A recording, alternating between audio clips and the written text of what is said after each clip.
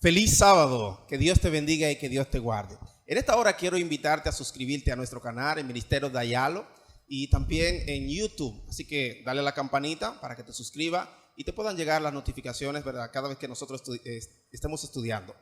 También queremos que también nos sintonice a través de Iglesia Adventista Cañada Honda en Facebook e Instagram. Así que en esta hora vamos a estudiar un tema bastante interesante titulado Jesús como el Gran Maestro.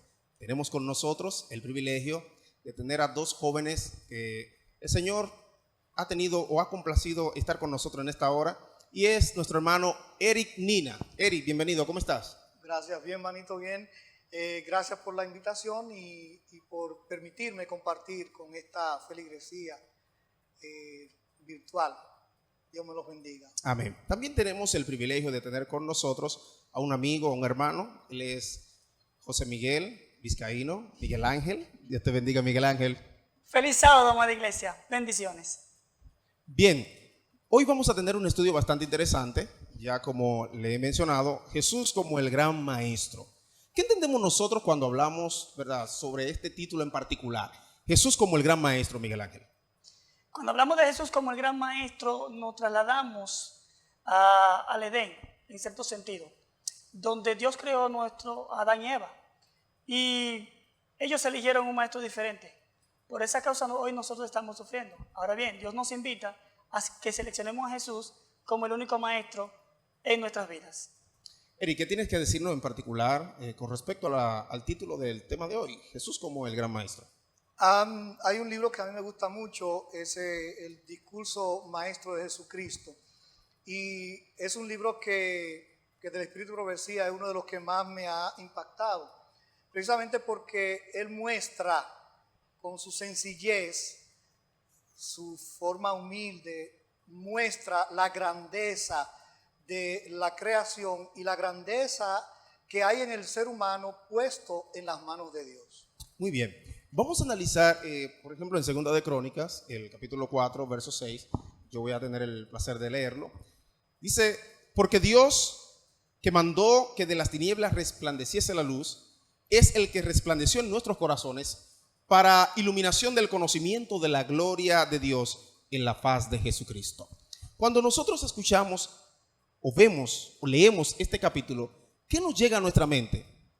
Dice Jesús, porque Dios que mandó de las tinieblas a que resplandeciese la luz, es el que resplandeció en nuestros corazones. ¿Qué entendemos nosotros por eso, Eric? A mí me llega primero el libro de Génesis capítulo 1, verso 2, porque lo más bello de la palabra es cómo inicia. De donde no había nada, de donde no existía existía solo oscuridad, Dios, con solo pensar y hablar, iluminó. Dios resplandeció, ¿verdad? O hizo que resplandeciera. Este texto, o sea, a mí me lleva a eso. Me hace pensar también hace pensar en Juan, cuando Juan dice que Jesús, ¿verdad?, vino para resplandecer en nuestros corazones. Lo estoy diciendo, ¿verdad?, de mis propias palabras. Donde no hay luz, donde no hay una vida social, donde no hay sentido a la vida, Jesús viene y mora en ese corazón y entonces resplandece y esa persona cambia. Lo he visto muchas veces. Por mi casa, por ejemplo, hay un señor que le decían, le llaman Marco.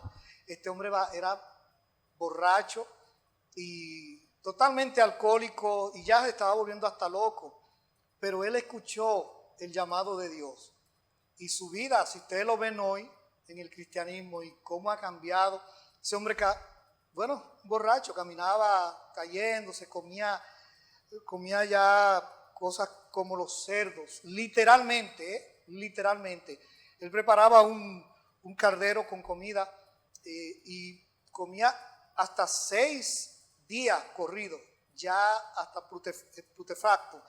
Y hoy ese hombre, yo quiero que ustedes lo vean cómo camina derechito, cómo viste, cómo habla. La vida le cambió porque resplandeció Cristo. Nosotros somos un vivo ejemplo de que la luz de Cristo ha resplandecido en nuestros corazones. Por ejemplo, nosotros, si nos ponemos a pensar, si nos ponemos a analizar, ¿en qué circunstancia estaba usted al momento de la luz de Cristo resplandecer en tu corazón? Te darás cuenta que eres un producto del milagro de Cristo. Cada uno de los que estamos aquí son producto de eso, ¿verdad que sí? Así que, Miguel Ángel, ¿qué tú nos puedes decir acerca de esto? Es interesante notar, miren, cuando usted está en su casa y de repente se va la luz, usted a veces buscando para iluminar una vela o algo se da muchos topetones. Incluso cuando no hay luz sentimos como calor. Ahora llega la luz, aunque usted no tenga un abanico, usted siente un alivio. Aquí lo importante, según nos dice este texto, Dios mandó que la luz resplandeciera, porque inmediatamente llega el pecado, entonces nuestro mundo está en oscuridad.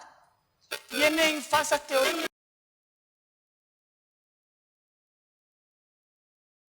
Esta luz que es Cristo para que podamos iluminar. Ahora, una parte importante es, dice, en el conocimiento de su faz. O sea, ¿quién va a reflejar la luz? ¿Quién es la luz? Es Cristo. ¿Y qué refleja? Refleja el carácter, que es lo que más adelante continuaremos dialogando, socializando. Pero lo importante es que no importa cuando la luz es más oscura, cuando este mundo está más oscuro, hay una esperanza. Y esa esperanza es Cristo. Amén, amén. El texto, no sé si ustedes se fijan que el texto dice para dar iluminación. O sea, Dios no solamente nos ilumina, Dios también permite o nos da la orden, como ya conocemos, ¿verdad? En la gran comisión al cristiano, en Mateo 28, Dios permite que nosotros tengamos también la autoridad para que demos de esa luz a los que todavía no la tienen. Pero dice bien claro, para dar iluminación del conocimiento de la gloria de Cristo Jesús. O sea, no de mí. Cuando uno como predicador o conferencista o conferenciante, como se diga, uno tiende siempre a mencionar mucho el yo. Eso es algo natural. Pero lo hacemos para demostrar o para enseñar, para dar a conocer que Cristo ha hecho eso en nuestras vidas. Algunos creen como que uno quiere vanagloriarse. No, es que si Dios llenó el tanque, mi tanque de gas, Dios me lo llenó. O sea, yo no puedo quedarme callado. Yo tengo que decirlo. Dios iluminó mi vida y me hizo confiar en Él. Mi maestro Jesús me dijo que Él iba a estar conmigo donde quiera que yo esté y como yo esté. Y Él me llenó el tanque. O yo tenía un dolor en una pierna y Él me sanó. O sea, aunque mencione yo, mi familia, mi hogar, mi hermano, mi vecino, estoy hablando de lo que Dios hizo. Muy bien. ¿Con qué propósito Jesús vino a esta tierra? Es decir, ¿cuál era el plan que Jesús tenía al venir a la tierra? Por ejemplo, Jesús pudo o puede revelar perfectamente a Dios. Puede revelar el resplandor de su gloria, puede revelar la imagen misma de su sustancia, y Él es que sustenta todas las cosas. Analizaba la historia, la de Billy Graham, que nos cuenta de un soldado que estaba muy mal herido. Y él ahí bien, mientras estaba ahí tirado, pues llamó la atención de su general. Y alguien le decía, por ejemplo, él lloraba porque se sentía destrozado, se sentía adolorido. Y nos cuenta la historia, haciendo alusión a la parte espiritual, que Jesús vino a esta tierra porque la tierra necesitaba ver a Cristo. Es decir, la tierra necesitaba una palabra de aliento, la tierra necesitaba que la voz sanadora de Cristo. Es decir, eso es lo que necesita hoy en día.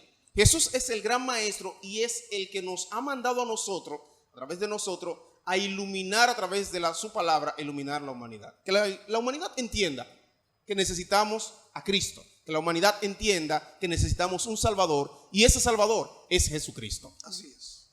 Hay otra cosa bien interesante, que es que Jesús, Él ha efectuado la purificación de nuestros pecados.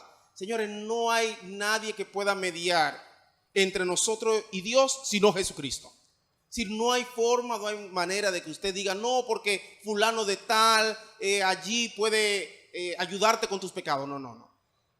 Jesús es el único que puede sanar nuestras heridas, es el único que puede cambiarnos. ¿Por qué? Porque Él es nuestro gran maestro, Él es quien nos ilumina, Él es quien nos enseña el camino de la salvación. Hay algo importante, Félix. Realmente, estos que hemos visto, y a veces nos preguntamos realmente, o sea, Jesús vino, está bien, pero ¿qué vino? Una parte importante que debemos saber es que estaba distorsionado lo que tiene que ver el conocimiento de Dios. Por lo tanto, Dios, el Padre, envía a Cristo, envía a su Hijo, para que Él pudiera reflejar o revelar su carácter. O sea, Él es la imagen de Dios. Él es, en los tiempos antiguos, tú sellabas las cartas reales con una cera, le ponía cera y agarraba un sello y lo ponía. Eso implicaba que era real, eso implicaba que tenía una seguridad de este sello. Este sello roto implicaba que era falseada la carta, pero mientras el sello esté intacto, quiere decir que es una carta que tiene toda la veracidad. O sea, Cristo viene siendo como este sello que revela las cosas del Padre, que revela cómo es el Padre. Por eso dice que es la sustanciación. Revela realmente quién es el Padre, su carácter.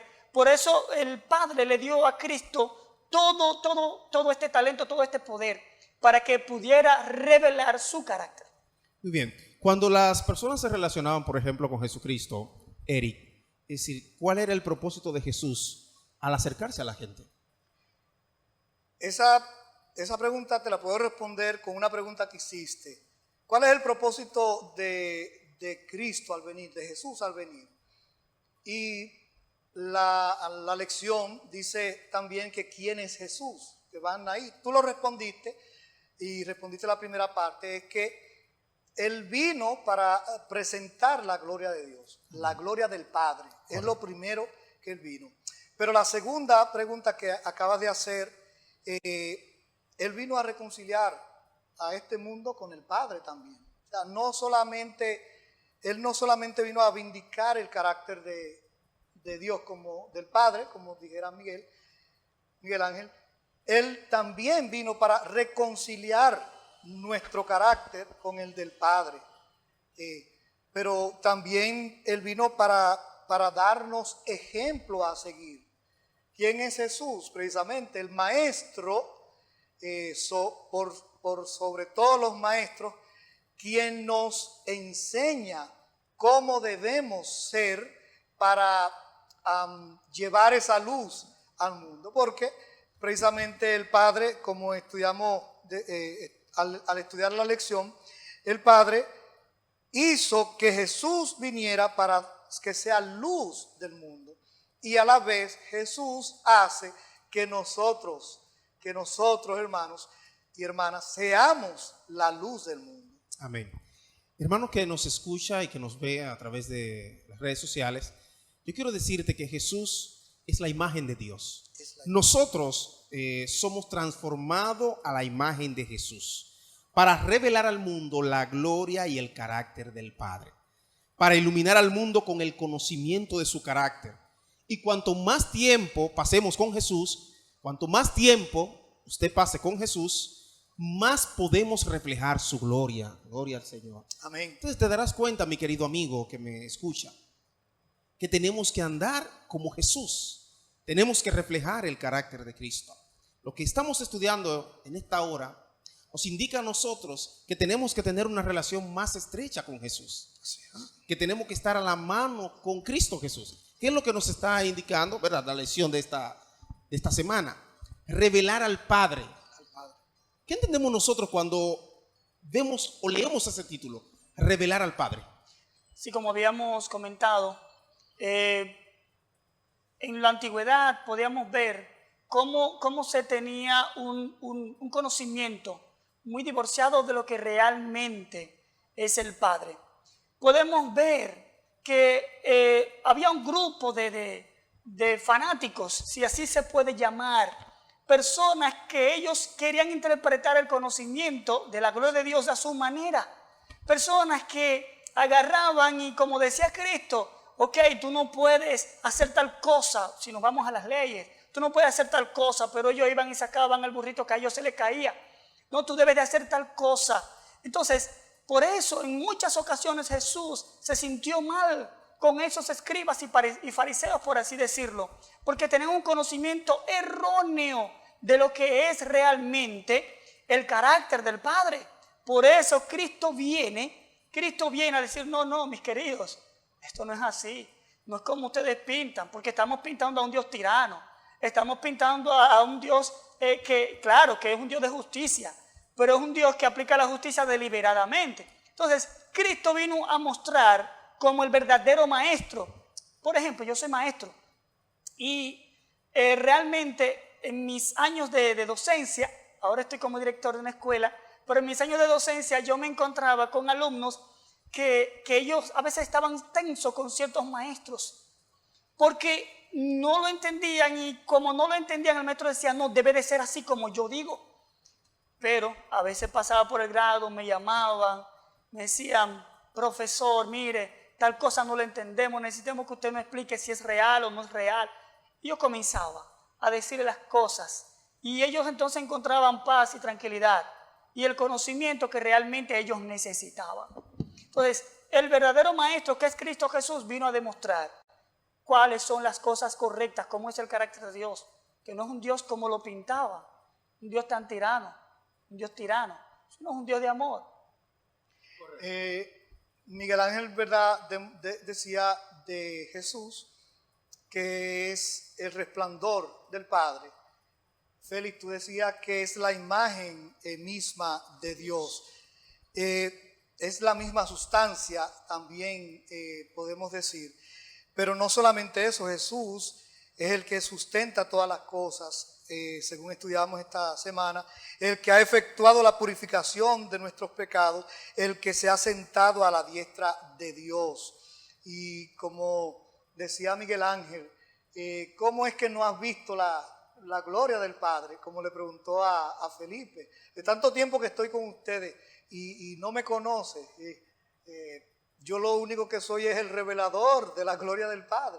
Fue lo que le dijo Jesús. Miren, en Filipenses capítulo 2, el verso 3 y 11, Pablo describe magistralmente el carácter de Dios y la actitud de Jesús y cómo nosotros debemos de imitar a Jesús. Por ejemplo, Jesús era humilde, ¿eh? Compartía con las personas, ¿verdad? Tenía paciencia, escuchaba sus necesidades, cubría sus necesidades y luego le decía, sígueme. Jesús también era obediente. Lucas capítulo 22, verso 42. Era servicial también, nuestro maestro era servicial. Ahora, ¿cómo somos nosotros? ¿Nos parecemos a ese Jesús que habla la Biblia? ¿Somos humildes? ¿Somos servicial? ¿Somos obedientes? ¿Cómo somos nosotros? Bueno, Eric, vamos a ver. Quisiéramos, porque tristemente uno deja mucho salir el yo, uno deja revelar mucho su carácter. Pero ¿qué es lo que me gusta de esto? Y se lo digo a los hermanos donde visito, en mi iglesia, aquí mismo yo lo he comentado esto.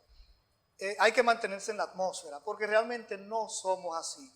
Ahora Dios nos llama a ser humilde, Jesús, a ser obediente, Jesús también, y a ser servicial.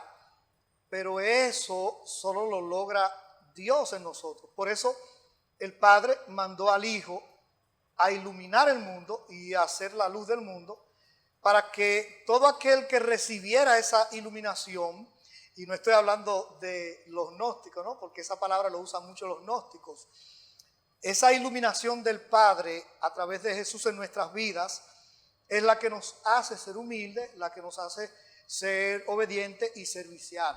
Por eso debemos mantenernos en la atmósfera de Cristo. Eso es lo que digo donde quiera que voy. Debemos permanecer, no importa cómo estemos. Y no con esto estoy diciendo que hagamos lo que nos dé el deseo. No, no estoy diciendo esto. Estoy diciendo es que de la única manera que nosotros podemos recibir ese cambio espiritual para ser humildes, para ser obedientes y para ser servicial, de la única manera es permaneciendo en la atmósfera de Cristo. En esa parte, Jesús nos dejó ejemplo. Y Él nos dice, o sea, Jesús le dolía lo que le dolía a las personas. Ahora, ¿qué llamado nos hace Jesús a nosotros? Que a nosotros debe de dolernos lo que le duele a Jesús. Y si a Jesús le duele lo de las otras personas, pues nosotros, que somos imitadores de Cristo, debemos de hacer lo propio. Por eso Jesús dijo, ejemplo os he dado. Incluso Él lloró sobre Jerusalén, porque apedreaba a los profetas y los mataba, y a los que eran enviados también. O sea, Él lloró. Él nos está diciendo a nosotros, mis queridos hermanos, que ese ejemplo que Él nos dejó de humildad, de sencillez, incluso nosotros tendemos a decir, cuando tú dices que eres humilde, ya perdiste la humildad. Ya. Pero si vamos a Jesús, Jesús dice, aprendan de mí, que soy manso y humilde de corazón. O sea, por lo tanto, debemos de aprender esa humildad, esa sencillez del que realmente es el modelo a seguir. Amén. Félix, como Sí. estamos hablando precisamente de maestro, imagínense que hay un maestro que es bien fuerte, porque hay maestros que tienen carácter. Bueno, Miguel Ángel, que es director, debe saber, ¿verdad? Pero ese mismo que es fuerte es una persona excelente en su trabajo y enseña bien a los estudiantes, educa bien, pero es recto, especialmente si es de la vieja guardia, porque si es de la nueva guardia más o menos. Esos maestros de la vieja guardia, ¿qué debe hacer uno como cristiano? No voy a hablar del que no es cristiano, del cristiano. ¿Cómo debe ser uno que es maestro con ese maestro o educador con ese educador? ¿Qué debe hacer uno? Decir a los demás maestros y a los estudiantes, sí, es malo, es fuerte, es necio. No. Yo me imagino a Cristo, y yo me imagino a Cristo diciendo, Él tiene su carácter, pero mañana ustedes van a ver lo bueno, de lo beneficioso que es que Él tenga ese carácter. Porque necesitamos para la vida, óiganme, querramos aceptarlo o no, Bill Gates, que es de los hombres más adinerados de este mundo, él dice, la vida es dura. Entonces, esos muchachos los estamos capacitando para que mañana se enfrenten a la vida. Necesitan ese maestro de carácter. Exacto. Yo imagino a Jesús diciéndole, ustedes necesitan ser humildes. Y Él lo está enseñando a ser humildes. No, porque ese carácter. No, mañana ustedes se van a dar cuenta que necesitan un maestro como Él. Como también necesitan un maestro que es humilde, dócil, que le aguanta todo. Es un equilibrio. Ahora, como cristianos, nosotros tenemos que aprender eso. Hay que ser como Cristo sería en el momento en el que uno está. Correcto.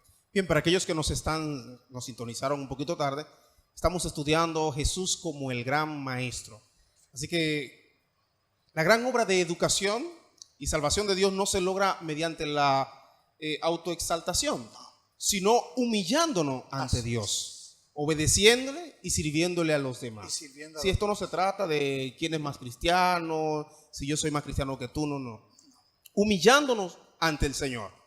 El pecado ha creado una brecha entre Dios y la humanidad. Para nosotros es imposible salvar o saltar esa brecha. Es más, como pecadores ni siquiera deseamos salvarla. Es Dios quien toma la iniciativa. Cuando el Señor decide perdonar, decide ir detrás de un pecador, no es el pecador quien toma la iniciativa de venir a Dios. Es Dios quien toma la iniciativa de ir detrás del pecador. Y eso es realmente lo que está ocurriendo. La gente, por naturaleza, el ser humano, por naturaleza no busca a Dios. No. Es Dios quien busca al ser humano.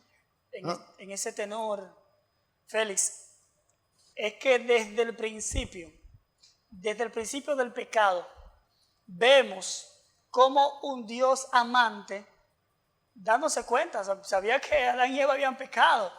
Y quizás podíamos decir que le estaba dando la oportunidad que ellos dijeran, mira, hemos pecado. Pero como no lo hicieron, Dios fue a buscarle, Dios fue a su encuentro. Ahí tenemos la parábola del hijo pródigo. Pero por eso dice que Dios, para reconciliación suya, Él envía a Cristo. Él envía a Cristo, ven, tú tienes que ir a poner paz a esa tierra. Tú tienes que ir a hacer una reconciliación entre ellos y yo. O sea, es Dios quien lo manda. Dios es el que busca pecador. Dios siempre te está buscando. Por más que tú quieras huir, Dios siempre te está buscando. Por eso Cristo vino a reconciliar el mundo con Dios. Eso que se perdió, eso que lamentablemente nos causó una vergüenza o le causó una vergüenza al Padre, aún así el Padre sale a buscarnos para reconciliarnos una vez más. Y dijiste, perdón, Félix, y dijiste algo bien clave, desde el Edén, desde el inicio. Hay algo que todavía la gente no entiende bien, no digo de nosotros los adventistas, es que allí en el Edén Dios hizo el mayor acto de reconciliación, porque Él dijo, el día que ustedes coman de ese árbol, el día, al mismo instante van a morir. No digo la palabra instante, pero van a morir. El día que de ese árbol van a morir. Y yo soy de los que predica que ellos murieron. Algunos dicen, sí, ellos murieron espiritualmente. Yo digo, no, ellos murieron literalmente. Literalmente. ¿Cómo tú dices eso? ¿Eso es herejía? No, eso no es herejía. Es que Dios les sustituyó la muerte de ellos. Dios lo sustituyó con el Cordero de Dios que quita el pecado del mundo. Dice Juan allá en Juan 1. O sea, literalmente ellos murieron, pero siguieron viviendo porque alguien murió por ellos. O sea, desde ahí, desde el Edén, Dios hizo el mayor acto de reconciliación. Y por eso soy adventista, porque no solamente hizo el mayor acto de reconciliación, es que desde ahí obró la gracia. O sea, van a morir. Hoy, ¿por qué seguimos vivos? Pues ¿verdad lo que dijo Satanás? No, ustedes murieron. Lo que pasa es que hubo alguien que los reconcilió por la gracia divina, los reconcilió a ustedes, le dio vida eterna. Vida eterna que vamos a recibir después de la resurrección, pero ahí reconcilió al hombre, desde ahí, desde el Edén. Amén. Y Él merece nuestra adoración. Sí. Y desde el momento de su encarnación, los hombres fueron llamados a adorar a Jesús. Sí. Si nosotros, la raza humana, está llamada a adorar a Jesús. Cada ser humano en esta tierra está llamado a adorar a Cristo Jesús. Sí. Al recibir la noticia, los pastores corrieron al pesebre y reconocieron al Salvador en el niño. Por su parte, los magos de Oriente reconocieron la estrella angelical al cumplimiento de las profecías que anunciaban al Salvador y se dispusieron a partir a su encuentro. Al hallarlo, dice la historia, que lo adoraron. Gloria a Dios. Por eso nosotros damos gloria al Señor, porque el único que merece toda adoración, el único que merece, ¿verdad?, todo nuestro ser es Jesucristo. No hay un hombre en la tierra que merezca adoración, sino solamente Dios. Incluso, Félix, debemos de darnos cuenta de que realmente este conflicto, mis queridos hermanos, se trata de adoración. Este conflicto se trata de adoración desde el Génesis. ¿A quién le rindes tú la adoración? Por eso, cuando vemos allí en el pesebre los pastores, los ángeles fueron a decirle, el niño está allí. Llegan, encuentran al niño, un niño envuelto en pañal. O sea, ¿cómo ellos sabían que era el Hijo de Dios? Por los ángeles. Por los ángeles que también fueron, cantaron, adoraron. Vienen los magos. Y también los magos allá, entonces, dándose cuenta, van y adoran a Dios, no como Herodes. Que Herodes, sabiendo las profecías, sabiendo las cosas, le preguntó a los sabios, ¿es verdad esto? Sí, es verdad. Pero la artimaña que quería usar para adoración era destruir, usado por el mismo enemigo. Por eso vemos que a través del tiempo, Cristo vino a mostrarnos como gran maestro a quien debemos rendir la verdadera adoración. Porque esto empezó por adoración y terminará en ese mismo conflicto de adoración.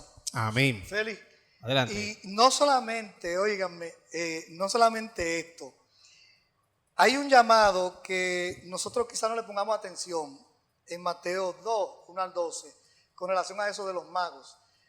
Noten, y mencionaste a Herodes, pero yo voy más lejos. Juan 1 dice que a los suyos vino y los suyos no le recibieron. O sea, los que conocían las profecías, Herodes lo manda a buscar y ellos le titubean. Y aún así no van a adorarle. no van a adorarle. Y aún así siguen su vida normal, que hasta el día de hoy están esperando al Mesías. Bueno, hay una rama que son mesiánicos, judíos mesiánicos, que ya esos reconocen el misterio de la encarnación de Cristo. Ya ellos reconocen eso. Pero es un llamado que Dios nos hace a través de eso. Magos del Oriente. Le decían mago a todo aquel y brujo, a todo aquel que hacía cosas extrañas. Ellos eran astrólogos, estudiaban las estrellas y todo eso, y ellos no eran cristianos. Para mí eran, según lo que he estudiado, para mí ellos eran los gnósticos de este tiempo. Y ellos, no siendo cristianos, no siendo el pueblo de Dios, ellos vienen y dicen, hemos visto la estrella, y desde Belén hasta toda Mesopotamia y todo lo que podríamos decir que en esa tierra se podía ver o escuchar por las divisiones de mar. Todo el mundo supo eso gracias a esos magos. A esos magos. Entonces, igual que ellos hoy, igual que esos magos hoy, hermano, Dios nos está haciendo el llamado, es el Padre Dios, de que adoremos a Cristo. Y noten que al estudiar la lección, a Felipe, él mismo le dijo que la gloria no era de él, sino del Padre. O sea, él mostró, desde que era pequeño, Jesús mostró que él estaba aquí no por él, sino por el Padre. Lo que hago, lo hago por el Padre. Lo que el Padre me dijo que dijera, eso es lo que yo estoy diciendo. O sea, él mismo nos está enseñando que debemos adorarle, pero no por él mismo Jesús, sino por el Padre. Muy bien, Jesús como el gran maestro. Ese es el título del estudio de hoy que estamos analizando en esta hora. Queremos recordarte, mi querido hermano y mi querido amigo, que comparte este estudio para que tus amigos, tus vecinos, donde quiera que estén, puedan también disfrutar de este estudio en el día de hoy. Bien, chicos, finalmente un mensaje, ¿verdad?, para aquellos hermanos que nos están mirando a través de las redes sociales, a través de Facebook, a través de Instagram. Yo quiero un mensaje final de cada uno de ustedes. Vamos a ver, Miguel Ángel. Bien, mis queridos hermanos y amigos, queridos todos, hay algo que debemos de entender. Jesús es nuestro gran maestro. Si queremos una educación divina fuera de él, sería una necedad. Si queremos sabiduría fuera de él, entonces estaríamos en lo absurdo. Si queremos realmente buscar las cosas que valen la pena en nuestras vidas, debe de ser Cristo. Cristo debe de ser, oh mi querido, tu gran maestro. Que no exista nada fuera de él, porque lo demás es secular. Y si Cristo está contigo como tu gran maestro, tú, con la ayuda de él, tendrías segura la corona de vida eterna. Amén. Eric. Mi llamado, ¿verdad? Trabajo con un ateo. Él dice que no es ateo, pero sí lo es. Porque él dice que Dios no existe y como no existe, entonces él no es ateo. Pero bueno, mi llamado es, y se lo he dicho a él, ¿por qué yo soy cristiano? ¿Y por qué soy cristiano adventista? Que son dos cosas diferentes, aunque todavía está la discusión en la iglesia si sí o si no. Porque Cristo es evidenciado en la historia. Los historiadores evidencian la existencia de Cristo. Y todo lo que está en la Biblia está evidenciado por historiadores cristianos y no cristianos. Y no estoy hablando delante y después de Cristo, que eso también. Pero es que la historia misma da evidencia de que Cristo nació, vivió e hizo el trabajo que el Padre le mandó a hacer. Y eso está evidenciado en la historia. Así que, hermanos, sigamos el maestro, como dice Miguel Ángel, sigamos a Cristo. No es el pastor, no es Ted Wilson, presidente de la Asociación General de los Adventistas, no es mi papá, mi mamá, no es el mejor amigo mío de la iglesia que predica bien, que da buen ejemplo. Es Cristo mi ejemplo a seguir. Porque grandes murallas van a caer y han caído y están cayendo, pero mi norte no debe estar en ellos, mi norte debe estar, mi todo, en Cristo Jesús. Amén. Chicos, gracias Miguel Ángel, gracias Eri por acompañarnos en el estudio de hoy y gracias a cada uno de ustedes por su fina atención.